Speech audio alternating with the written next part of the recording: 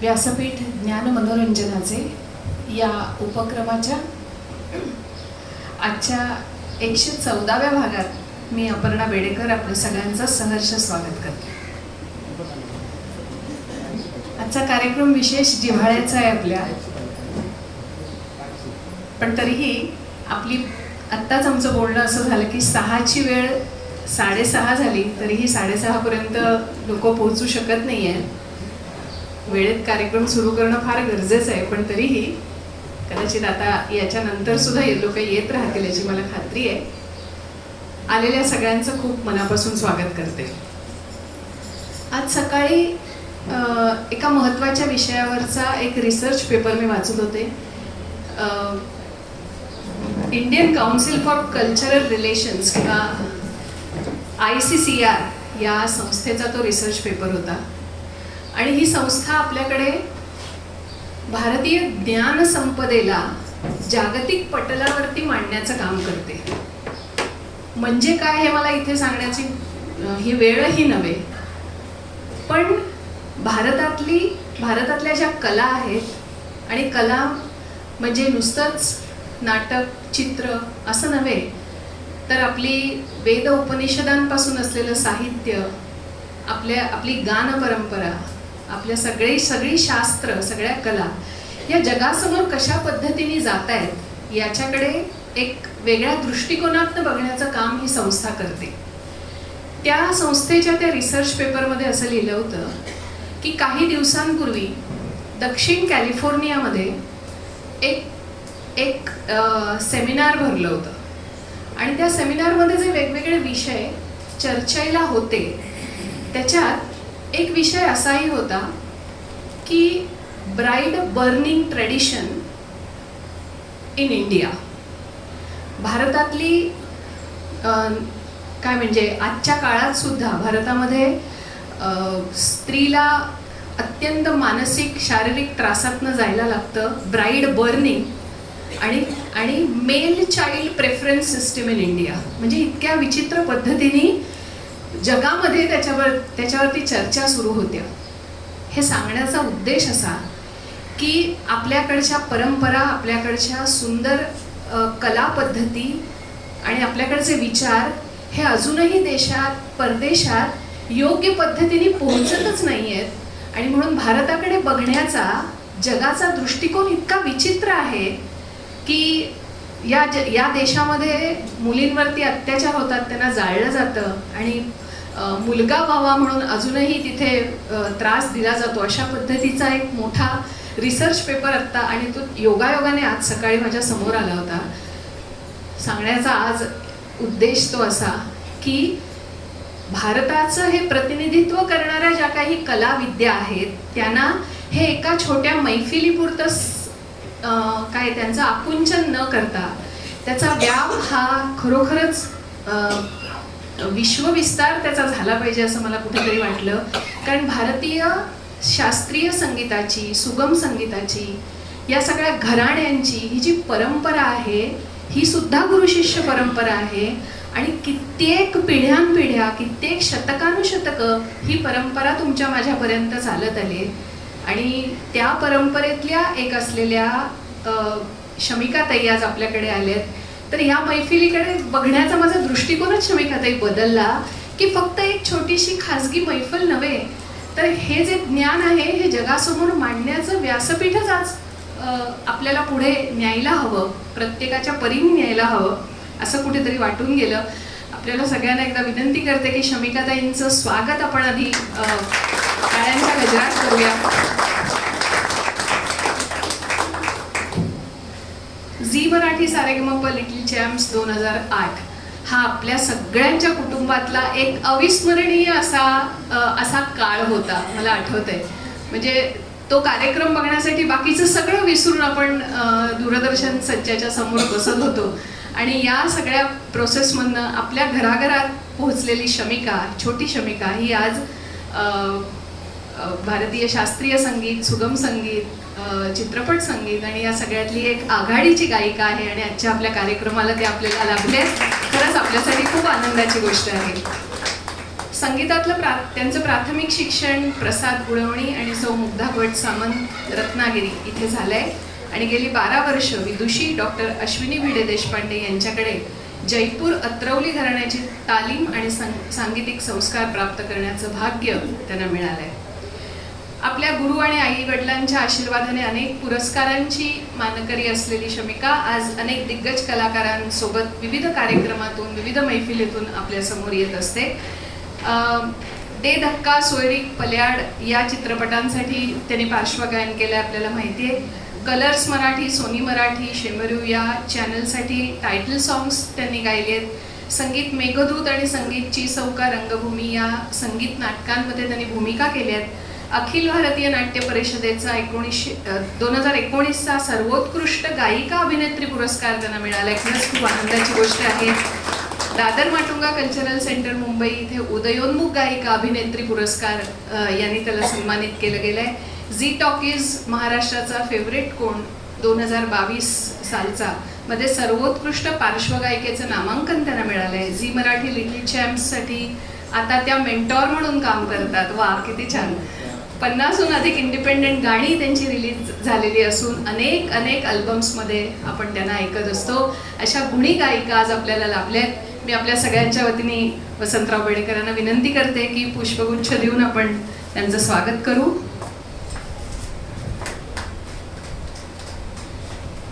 खूप खूप धन्यवाद शमिकाताई.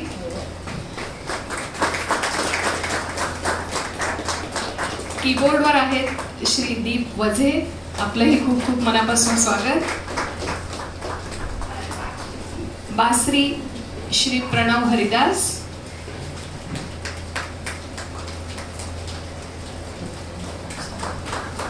तबला अमेय ठाकूर देसाई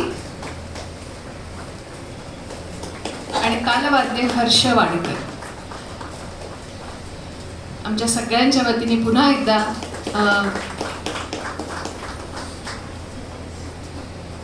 आणि हा सगळा कार्यक्रम ज्याच्यामुळे सुपर ड्युपर हिट होतो, बाबू साऊंड. खूप खूप धन्यवाद. आपल्या सगळ्यांचं पुन्हा एकदा मनपूर्वक स्वागत करते आणि विनंती करते आपल्याला की कार्यक्रमाची सुरुवात करावी. धन्यवाद.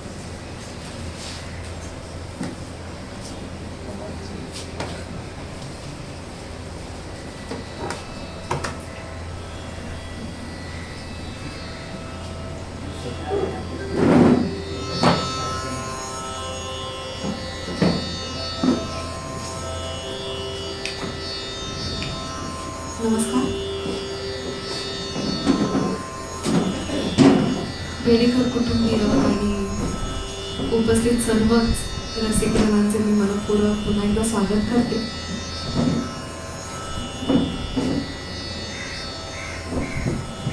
काही व्यासपीठही अशी असतात की ज्यावरती अनेक दिग्गज कलाकार आपली कला सादर करून गेलेले असतात. या व्यासपीठाला वेगळा एक आशीर्वाद असतो असं मी मानते नेहमीच.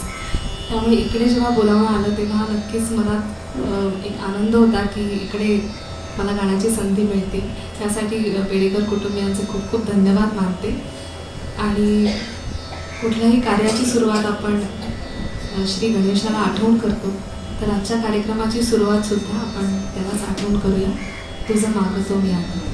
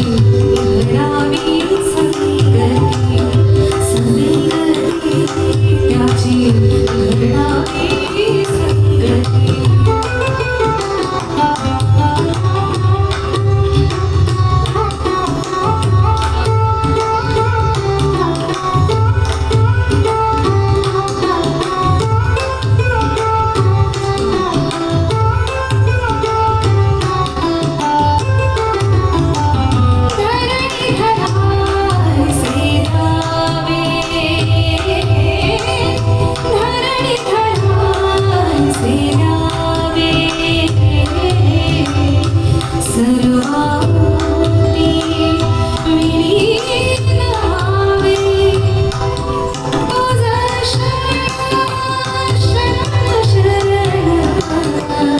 आलो पतित मी जाण पतित जाण आलो पतित मी जाण पतित जाण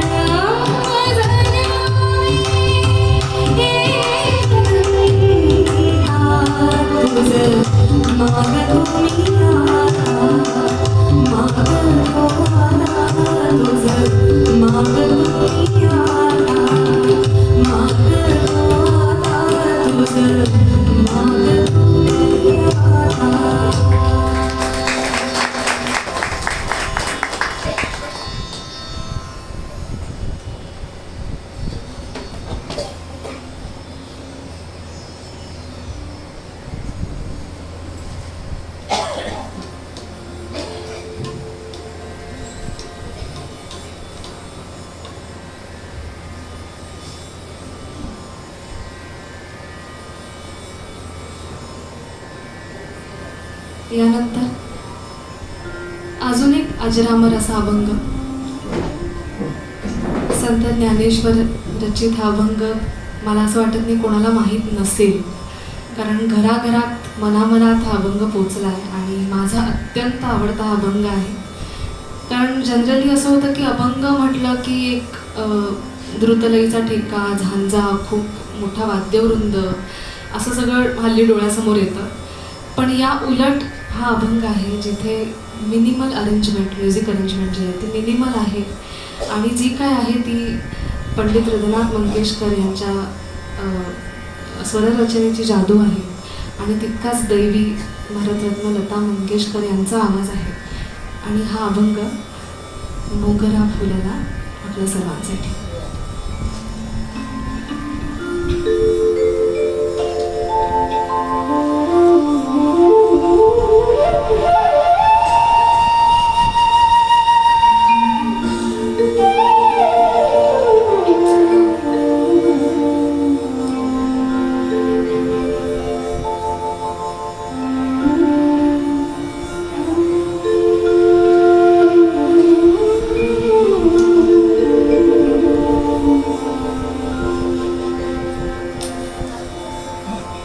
मोगरा फुलला मोगरा फुलला मोगरा फुलला मोगरा फुलला फुले विचिता बहरू कळियासी आला मोगरा फुलला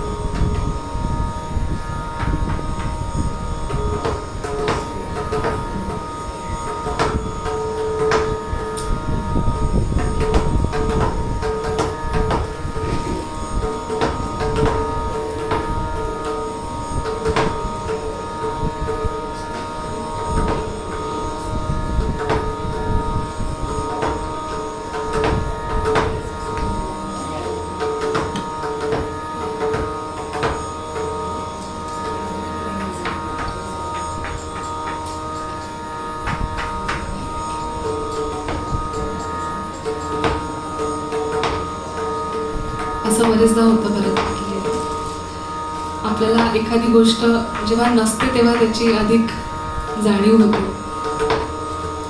कारण निवेदक हा कार्यक्रमातला इतका महत्त्वाचा भाग आहे. कारण तो असताना कळतच नाही वाद्य कधी लागतायत, कधी काय जुळवाजुळव, काय स्टेजवर चालली आहे, आमचं काय बोलणं चाललंय, काय ट्युनिंग चाललंय, गाण्याची काय खबरबात इकडून इकडून तिकडे कधी पोहोचत असते, कधीच आम्हालाही कळत नाही आणि रसिकांनाही कळत नाही. त्यामुळे निवेदकाची भूमिका खूप महत्त्वाची असते. पण आज असं योगायोग आहे की ती मला पार पाडण्याची सुद्धा संधी मिळते. त्यामुळे थोडंफार जे काही मध्ये बोलता येईल, तुमच्याशी मांडता येईल, गाण्याबद्दल काही आठवणी आहेत त्या सांगता येतील. तर आज हे व्यासपीठ मला एक निवेदक म्हणून सुद्धा एक्सप्लोअर करता येणार आहे. त्यामुळे माझ्या थोडंसं समजून घ्या, कारण मला काही फार निवेदनाची सवय नाही आहे. पण ही वाद्य जुळवाजुळव होईपर्यंत हो हो जरूर जरूर.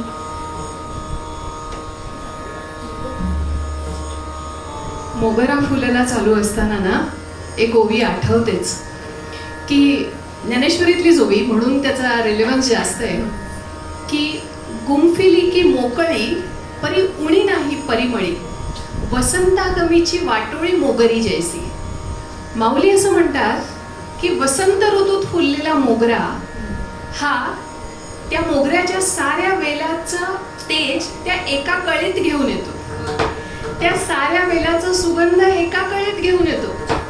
म्हणजे वसंत ऋतूतला मोगरा बघण्यासाठी आपल्याला अख्ख्या वेलाकडे जावं लागत नाही. गुंफिली की मोकळी, ती गुंफलेली अख्खी माळ असो मोगऱ्याची किंवा मोकळं एक फुल असो, परी उणी नाही परिमळी. पण त्या एका फुलाचा परिमळ सुद्धा अजिबात उणा नसतो, कारण वसंतागमीची वाटोळी मोगरी जैसी. तो मोगऱ्याचा बहर आपण आता ह्या गाण्यात ऐकला.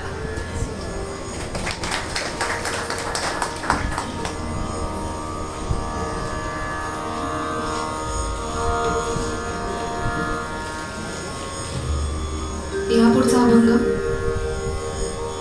माझ्या गुरु विदुषी डॉक्टर अश्विनी भिडे देशपांडे यांनी गायला आहे आणि याची स्वररचना त्यांच्या आई आणि गुरु स्वर्गीय माणिक भिडे यांची आहे. तर दरवेळी गाताना याची जाणीव मला होत असते की जे काही मला आत्तापर्यंत मिळालं किंवा मी जे काही करू शकते ते सर्व माझ्या गुरुजनांचे आणि थोड्या मोठ्यांचे आशीर्वाद आहेत असं मी नेहमी मानते. कारण कला आपण घेऊन येतो, पण त्याला आकार देऊन ते कलाकारामध्ये रूपांतर करण्याचं काम हे गुरु करत असतात. त्यामुळे त्यांचा कलाकारांच्या आयुष्यात, कलाकारांच्या वाटचालीमध्ये खूप मोठा वाटा असतो. तर आज या निमित्ताने ही मानवंदना माझ्या गुरुजनांसाठी. रूप पाहता लोचनी सुख झाले हो साजने.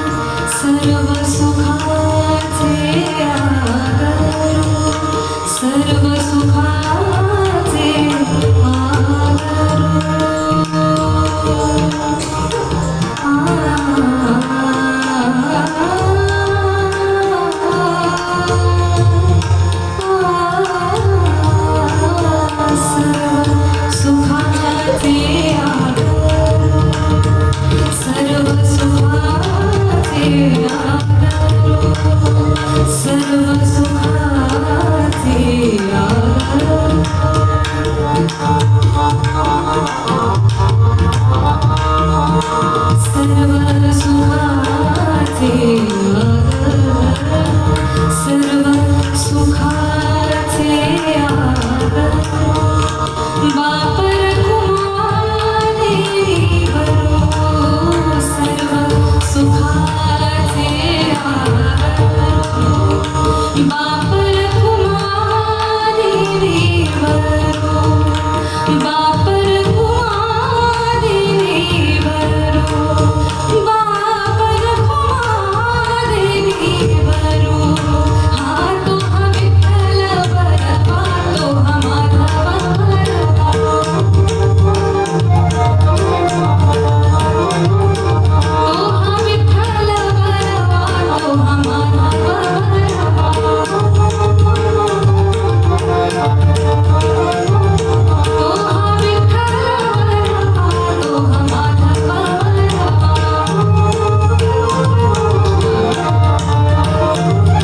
तो हा विठ्ठल बरा तो हा माधव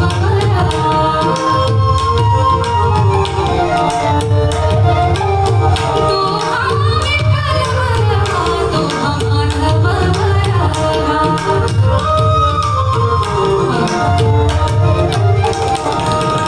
विठ्ठल बरा माधव बरा विठ्ठल बरा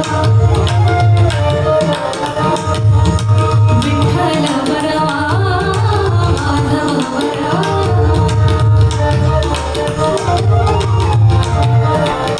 रूप पाहता लोचनी रूप पाहता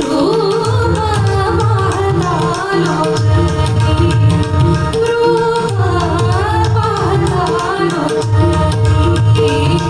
सुख झाले हो सुख झाले हो साराणी रूप पाहता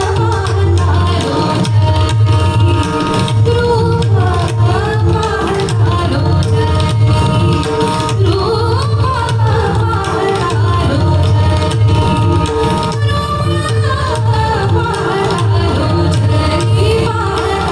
पाहता लोचनी रूप पाहता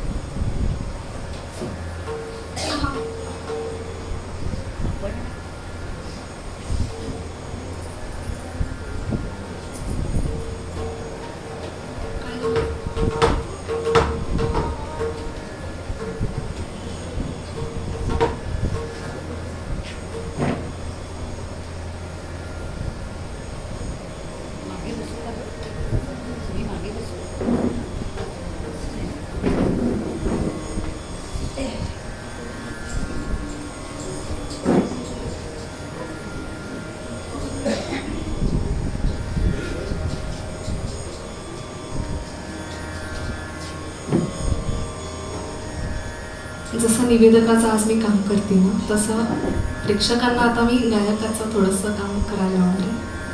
कारण हा अभंगच असा आहे की सर्वांना तो तोंडपाठ आहे याची मला खात्री आहे.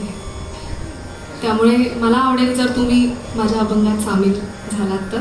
कारण शेवटचा जो भाग असणार आहे तो दोघांनी मिळून आपण सादर करायचा. चालेल?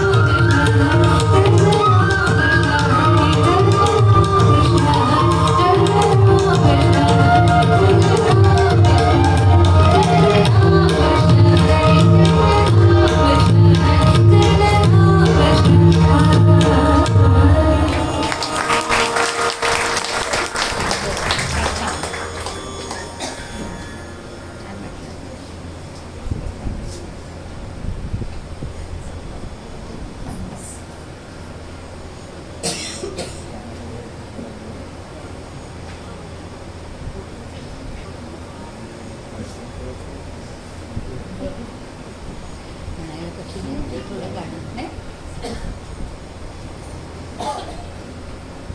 थोडी कठीण आहे.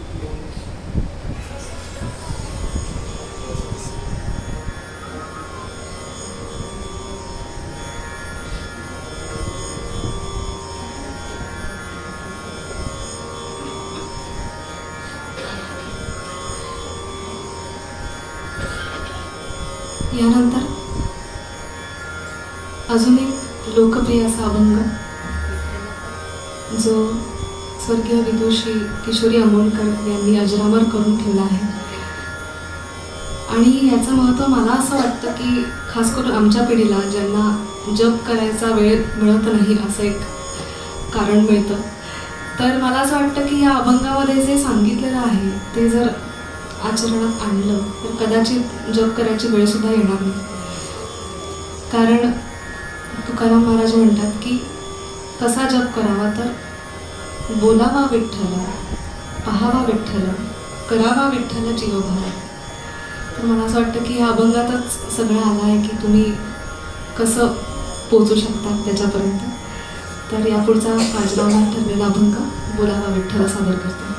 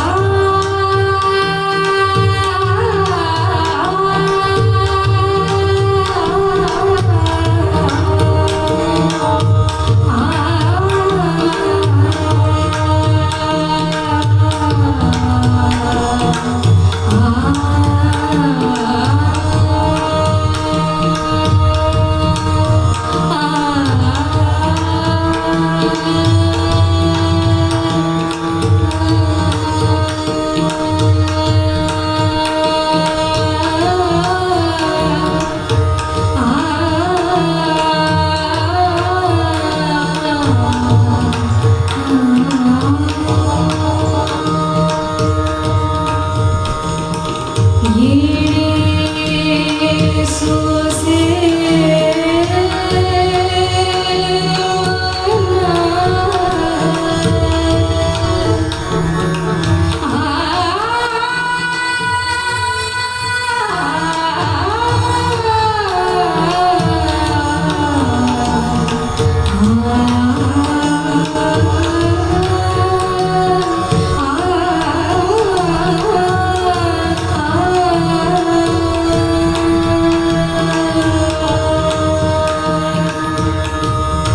येणे सोसे मन येणे सोसे मन येणे सोसे मन सोसे मन झाले भावरी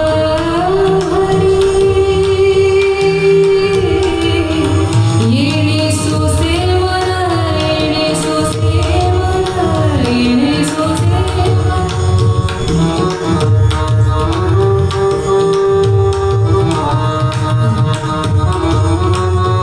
येणे सोसे मन येणे सोसे मन येणे सोसे मन येणे सोसे मन झाले भावरी परत माघारी एक नाही परत माघारी एक नाही परत माघारी एक नाही बोला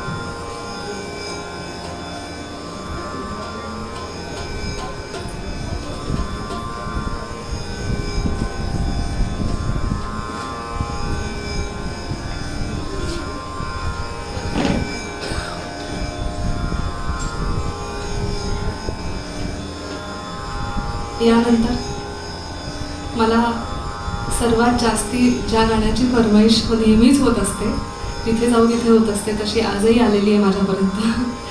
तर हे गाणं मी ऑलरेडी लिस्टमध्ये माझ्या घेऊन ठेवलेलंच आहे. ह्या गाण्याची गंमत अशी आहे की मी हे नाटकामध्ये म्हणजे संगीत चिसोका रंगभूमी या नाटकामध्ये मी हे पद सादर करायचे. आणि ते करत असताना खरं तर म्हणजे संगीत नाटकातून जेव्हा आपण नाट्यपदं गातो तेव्हा ती मांडायची कशी हे शिकायला मिळतं बरेचदा. कारण म्हटलं तर म्हणजे 2-2, 3-3 ताससुद्धा एक नाट्यपद आपण आळवू शकतो, गाऊ शकतो. पण तशी गरज त्या नाट्यपदाला आहे का हा विचार तेव्हा केला जातो. तर या नाट्यपदाची ही खासियत आहे की छोटंसंच आहे पण त्याच्यात इतकं सगळं करून ठेवलं आहे की त्याची जादू गायकाला रसिकांपर्यंत ती आपोआप पोचते. आणि त्यामुळेच मला वाटतं की मी जिथे जाते तिथे मला या नाट्यगीताची फरमाईश होते. त्यामुळे आजही ते मी घ्यायचं ठरवलं. मी पुन्हा वनांतरी फिरेन हरिण काळ.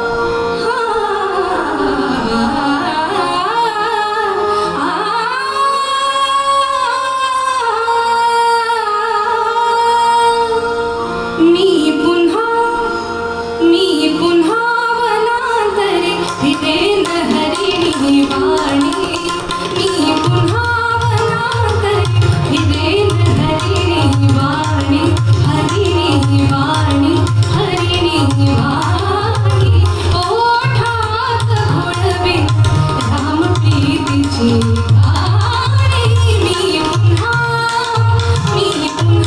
वनांतरी फिरे हरिणी वाणी ओठात घोळवे राम प्रीतीची गाणी मी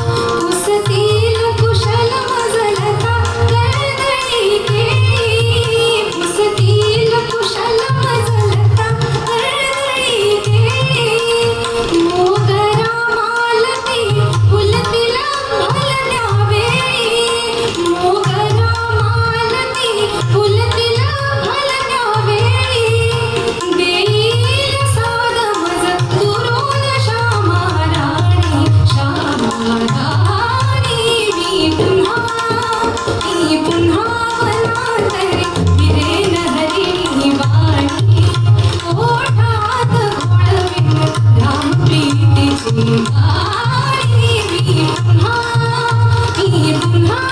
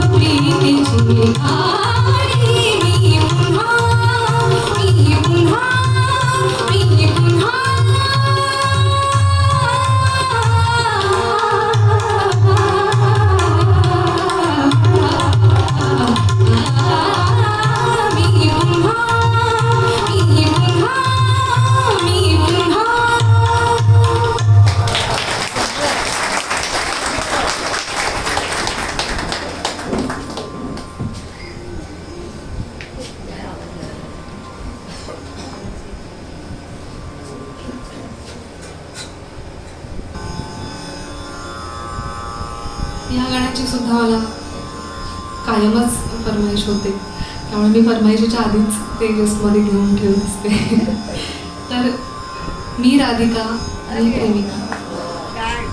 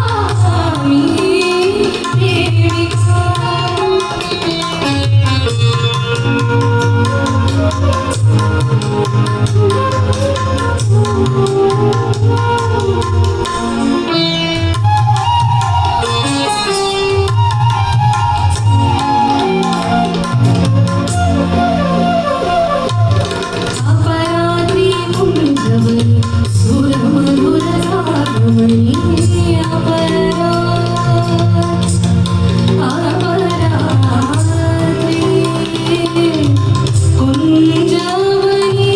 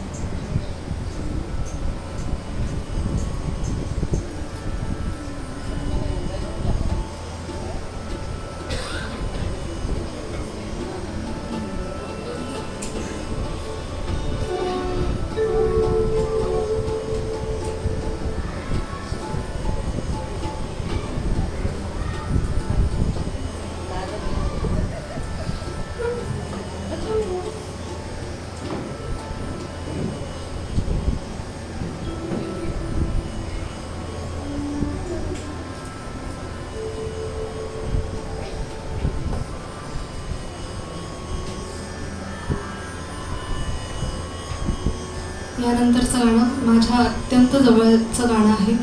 याचं खास कारण म्हणजे ह्या गाण्याचे लेखक, संगीतकार आणि गायिका या तिन्ही जणांना भेटण्याचा योग, सुवर्ण योग माझ्या आयुष्यात आला आणि त्यासाठी मी स्वतःला खूप खूप भाग्यवान समजते की या तिघांचे आशीर्वाद मला मिळाले आहेत.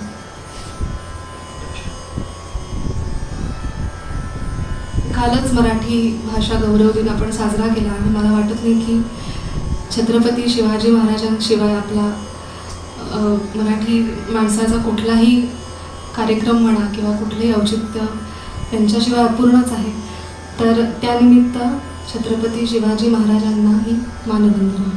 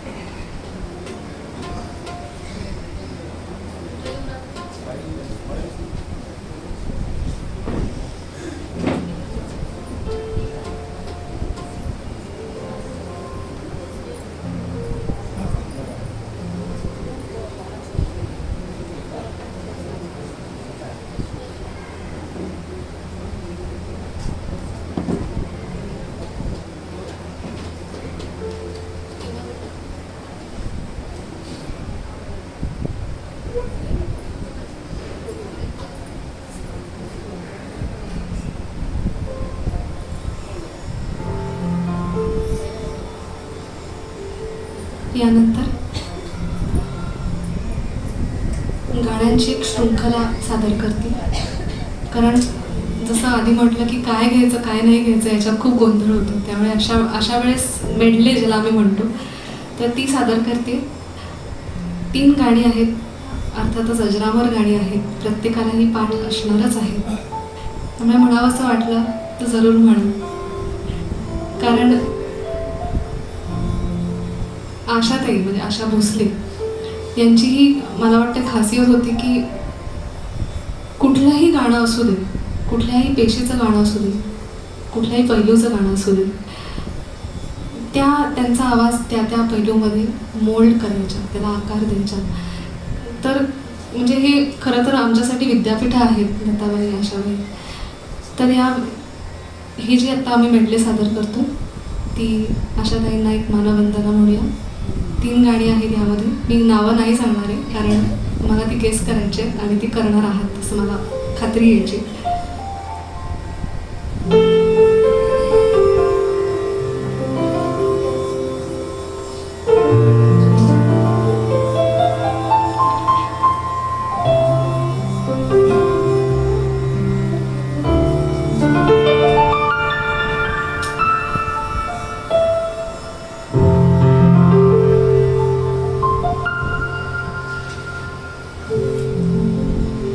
सांगू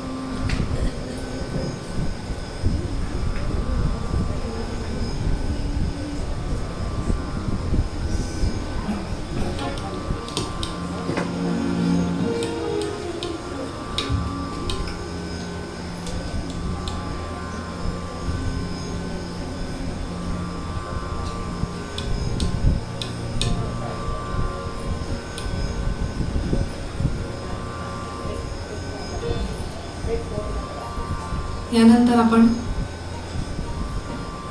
म्हणजे साळसूद सगळं जेवण झाले, पण आता मसालेदार काहीतरी पाहिजेच.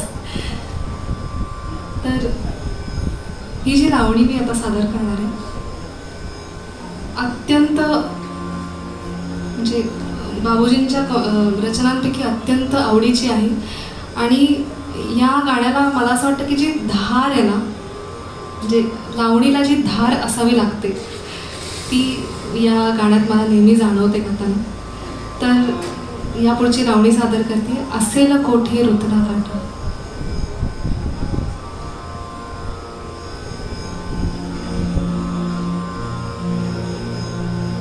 असेल कोठे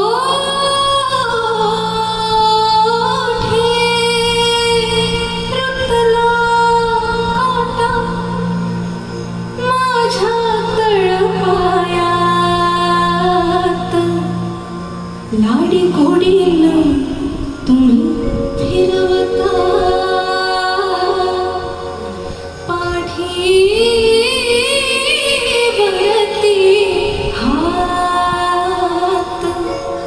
याचा उभाट होईल उद्या, अहो याचा उभाट होईल उद्या. मला लवकर घराकडे जा,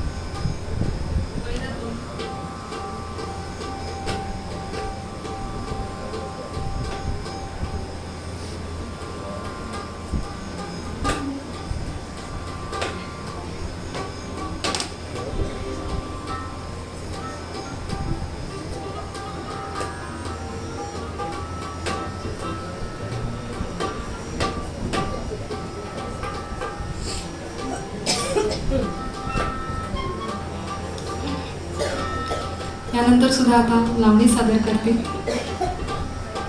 सुलोचनाबाईंच्या लावण्यांची गंमतच वेगळी आहे.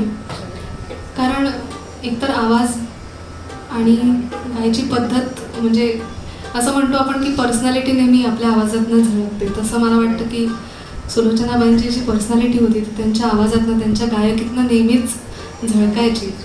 आणि माझ्या आयुष्यातला अजून एक सुवर्णक्षण म्हणता येईल की सारेगमपचं जेव्हा पर्व झालं तेव्हा त्यांची मी एक लावणी सादर केली होती, पावणा अलीकड झाला म्हणजे. तर त्याची अजूनही कुठेही ऑडिओ रेकॉर्ड मिळत नाही आहे. ती म्हणजे अनरिलीज म्हणू शकतो किंवा अनपब्लिश म्हणू शकतो. तर ती मी जेव्हा गायले होते तेव्हा सुलोचनाबाईंचा मला फोन आला होता ती लावणी ऐकून. त्यामुळे त्यांच्याशी 2 शब्द बोलता आले आणि त्यानंतर एका कार्यक्रमानिमित्त त्यांना भेटताही आलं. त्यामुळे मला वाटतं की इतक्या दिग्गजांचे मला आशीर्वाद मिळाले, त्यामुळे मी जे काही गाऊ शकते ते त्यांच्या आशीर्वादामुळे आहे. तर सुलोचनाबाईंची ही पुढची लावणी ऐकूया, कळीदार कपुरी पान.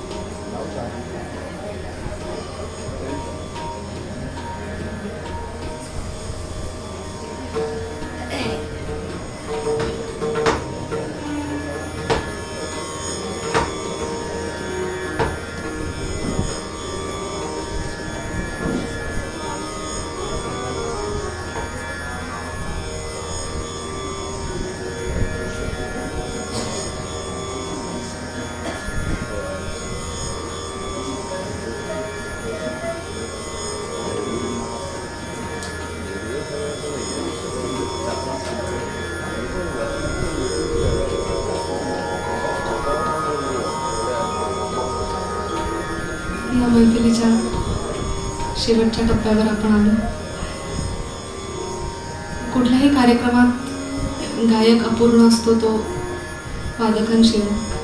तर मला असं वाटतं की वादकांसाठी आपण पुन्हा एकदा प्रोग्राम तयार करूया. कारण ही जी आम्ही गाणी सादर करत असतो खरं तर रेकॉर्ड करताना मोठा ताफा वादकांचा असतो, पण लाईव्ह जेव्हा आम्ही सादर करतो तेव्हा 4च जण असतील, पण ते पूर्ण त्या ताफ्याची जबाबदारी खांद्यावर घेतात आणि फ्लॉलेसली पार पाडतात.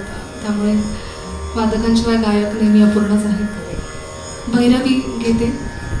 यामध्ये 2 अभंग, अंतर्बाह्य राम झालो आणि त्याला जोडून रामनामी रंगी मना, हे दोन्ही माझा अल्बम स्वर संजीवनी या अल्बममधली ही दोन्ही पदं आहेत.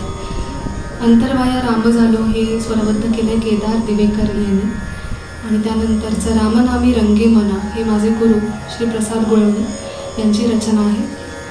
तर भैरवीचे दोन्ही अभंग सादर करते. इतका भरभरून प्रतिसाद आणि आशीर्वाद दिल्याबद्दल पुन्हा एकदा तुमचे धन्यवाद मानते.